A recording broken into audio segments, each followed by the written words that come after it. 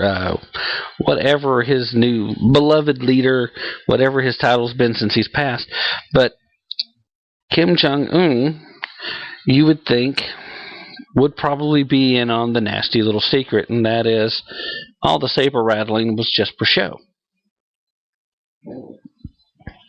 Kim Jong-il, for all his gusto, at the end of the day, really didn't want any part of a real conflict with the United States, because I'm certain that China would be reluctant to protect them in the event that they had actually initiated something. But the question now becomes, does Kim Jong-un really know the difference? Does he know what his father knew, or is he a victim, the same as a lot of the other citizens of his country, of the propaganda, the brainwashing? Is there even the slightest possibility that maybe this guy that at one point in time we had these really high hopes that he would be a cooler head, that he would be someone that we might eventually be able to deal with, somebody that would eventually lead North Korea back into the realm of nation states that can be part of the world community? I mean, we had those hopes. It was discussed a lot, and the way everybody talked about this guy, that he was probably the best hope, the best opportunity that the United States was ever going to have of making that happen and starting us down the path. But now that we've seen this reaction to these joint military operations, and I kind of misquoted earlier. I said they happen every year. They don't really happen every year, but they do happen on a regular basis. Okay, there is nothing new or out of the ordinary. Sometimes the Japanese are included with this, and we also have joint operations with the Japanese in the same area when we're not necessarily working with the South Koreans. And this whole little area has been very contentious for a long time between Japan, Korea, and China. So there's always some level of hostility every time we get involved with this. But my question stands. Do we need to be concerned? Because do we know if Kim Jong-un is really somebody like his father who knew at the end of the day you don't want to start jack with the United States? Or could he be a victim of the same mindset that most of the citizenry of his country have been forced into? Could he actually believe, if you would, for lack of a better word, the hype? Could he believe that North Korea really can not only withstand these things, but they could stand alone and they don't need China's help? And in the past, where China would undoubtedly have tried to reel in North Korea, there's a couple of things that you need to understand as American citizens, and number one, and that is China is not our friend. Now, China may have a vested interest in trying to get some of their money back that they have been so gracious as to loan us so that we can use for the very successful stimulus programs that we've had, which started under W. Okay, so for those of you on the left who want to just hammer right in, yes, I acknowledge the first stimulus package, which at least the first stimulus package, the idea there, far better than this, went directly to the American people. Quite frankly, I'm against having borrowed money to do that in the first place, period. W was wrong to do it. Barack's definitely wrong to do it because the stuff he's doing is just lining in the pockets of campaign contributors and friends. In fact, I'd say he's probably found a few ways to get a nice solid percentage of it into accounts that he's going to be able to utilize later on. But that's another story. The great occupier has his plans, make no mistake about it. If you were going to take the time to borrow that money, if I had my druthers, I'd say, all right, fine. If you're going to do that, borrow it. Now, pay back everybody everything you owe from Social Security and close down the Social Security program. It's unconstitutional, it's unsustainable, and nobody's got the guts to go in and make the changes to save it. But that's a topic for another show, and I'll step back from that precipice. I worry, I wonder, is this guy really who we think he is? Can we count on him to do the right thing? Can we count on him to do the smart thing? Is this just saber rattling, just like his father would have done, for the sake of image and ego and pay attention to me? Or does this guy believe some of this stuff? Does he think he actually can pull it off? Right now, I doubt we have the intel. But I'll tell you this much. As much as I think, like the point I was trying to make before with China, in the past they would have kind of kept a tight rein on North Korea. They might be at a point right now ready to set back and kind of just see what will happen. They might be ready to see what the world opinion would be, to see what's going to happen. Would the U.S. back down? Have we become the paper tiger they believe us to be? But on the bright side, one of the targets that North Korea probably can hit in the U.S. is Hawaii.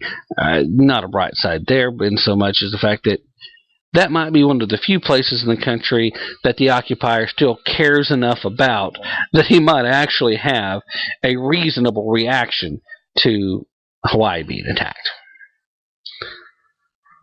Otherwise, heaven help us. It scares me to think of what possibly could happen if this escalates out.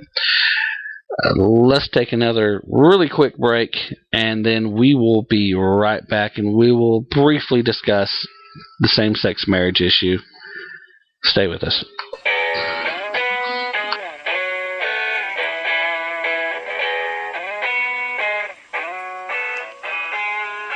Tap into the truth.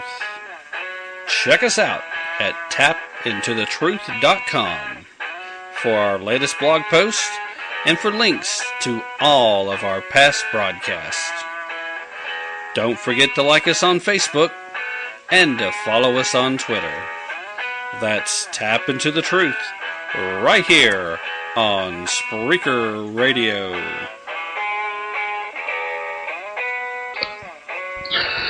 Yes, that's right, here on Spreaker Radio, and don't forget to go ahead and follow us here on Spreaker. After all, that is where we're at right now and where you're listening to this show. So follow the show and check us out. And if for some reason you don't have a chance to today, guess what? It's the internet. We're there 24/7. Okay, we're going to shift gears a little bit. I've given my little concern about the North Korea situation, and I'm only going to spend about 5 minutes or so talking about same-sex marriage at this issue, because as much as a big deal as folks want to make this, I really think, first of all, that a lot of people are going to get very disappointed, because I don't think the Supreme Court's really going to decide anything. Now, some people might try to twist it that way, a lot like Roe versus Wade, as far as abortion is concerned. In truth, the Roe versus Wade decision basically said that at any point in time, Congress can legislate protections to unborn fetus, which would, in essence, say that the right to privacy goes out the window at that point, and they made it a privacy issue. I think you'll see something very similar to that transpire here, because here's the thing. Marriage, by the state definition, is really all we're talking about here. So that is licensed. It has to be a state recognition thing in order for it to be licensed. Now, first of all, government cannot license a right. So guess what, ladies and gentlemen? In order to be officially recognized by the state as married is not a right. So there's a lot of arguments that can be made right then and there that you don't have equal rights if there's no right to begin with. But regardless, I really think that what this comes down to is the fact that marriage is licensed through the state. That makes it a state issue. And I think that you will probably see the California proposition be not upheld or thrown back because they'll have to be consistent. I think what you'll see is they'll throw it back to California and say, here, you guys have to decide this for yourselves. The appeals court's wrong. This isn't a federal issue. This is a state issue. Now, that might be naive on my part because this particular Supreme Court has surprised me before. I mean, how on earth does Obamacare stay constitutional when it's really not? And everybody on the planet knows it's not. Anybody who tries to argue to the contrary doesn't know the Constitution. I've become a bit of a constitutional scholar thanks to Hillsdale College. I recommend anybody who wants to know more go over to hillsdale.edu and sign up for their free class. It's a full course, and it's great. It's very informative. And no, they're not a sponsor, but I'd love for them to be. Now, what you will see is them throw this back to the state and say, okay, the federal government doesn't have any bearing, and they may overturn the Defense of Marriage Act based on that very same argument. And that what it'll come down to is they get to make a decision, but they don't have to be on the record as being for or against. And that's just the kind of sidestepping that I expect from this particular court. I really think that the Defense of Marriage Act probably will be overturned. I'm not necessarily happy about that, but unlike a lot of my conservative friends, I'm not that upset about it either. And the reason is simple. Because we're not really talking about marriage. We're talking about, and I know we get into semantics here, but we're talking about what the state will recognize as marriage. Real marriage is a spiritual thing, and for most folks, it's a religious thing. And because of the left's idea of separation of church and state, then I think we have to accept that the state has nothing at all to do with marriage. But it has every right to legally define what it's going to recognize for tax purposes and for whatever else as a recognized union. If you happen to be gay or homosexual, we're still talking about civil unions. And in most states that haven't recognized marriage by definition, they do have civil unions. So we're really still talking about the same thing, just people refusing to call it the same thing. Understand the people on the right, the conservatives who are trying to defend the definition of marriage, are really defending the definition of the word, trying to save it for the spiritual usage. But for the state can do whatever it wants. And if it's going to call it marriage, there's nothing we can do to stop them. And fighting over a word, and that's really all this is, we're fighting over a definition, is silly.